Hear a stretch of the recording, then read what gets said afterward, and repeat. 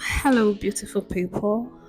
Okay, today I'd like to admonish us on something or enlighten us on something very spectacular, and that is the isolation period, or what we call in the kingdom the consecration period.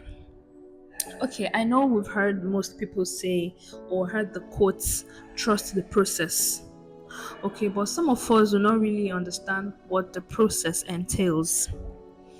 Okay, sometimes the process can actually be riddled with the period of isolation or the consecration period.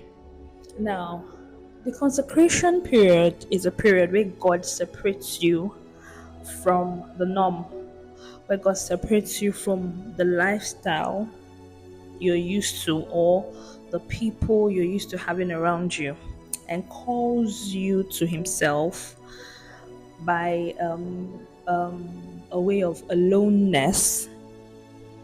Okay, and it's a period where God takes time to teach you and bring you up to date to the knowledge of Himself and help you create a strong relationship between the both of you, between you and God. All right, that's the period of consecration. So this consecration stroke isolation, you are mostly by yourself. If there are people around you, there are just very few number of people.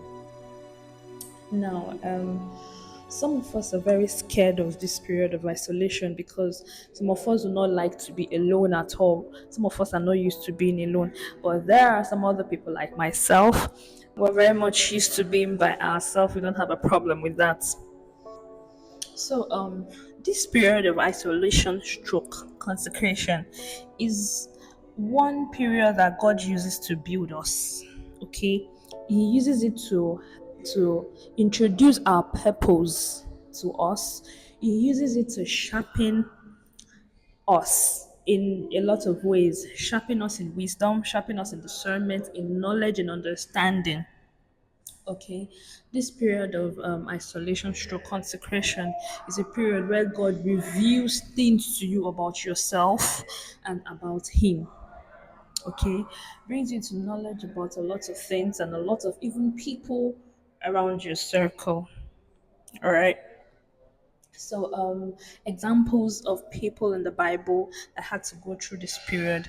We have Jesus in Matthew chapter 4, 1 to 11, where he had to go to the wilderness. He spent some time in the wilderness and he even fasted. And right after he came out, the devil tested him, right? The devil put him through the three tests, right? And personally, I feel that the time he spent in the wilderness helped him to overcome these temptations that the devil put him through. Because I'm very sure that in this period, he must have learned so much from God the Father himself, so much so that he was built he was built up strong enough to know that whatever the devil is saying to him is a lie. All right. So another person is Elijah, the prophet. In 1 Kings 17, from verse 3, God instructed him to go and spend time alone, to go and be by himself alone. Do you understand?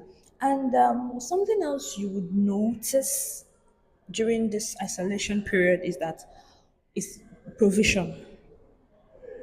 If you have a mindset of gratitude, you would notice that God finds a way to reach you. God provides for you in this period. You'll be surprised.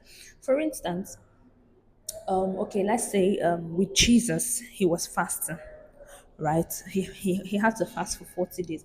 But with Elijah, God sent ravens. God sent ravens to feed him and even showed him and even made him understand that and revealed to him rather that there is a brook close by that he should drink from. So yeah, we have to understand that God will not leave you all by yourself in this period.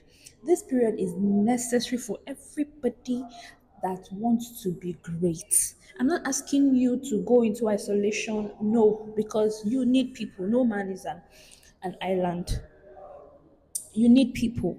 But I'm telling you that if God is calling you today into isolation, know that it is for good, for your own good, because not only will it help you discover your purpose, but it will help you sharpen all the resources that you have to be able to attain or achieve that purpose.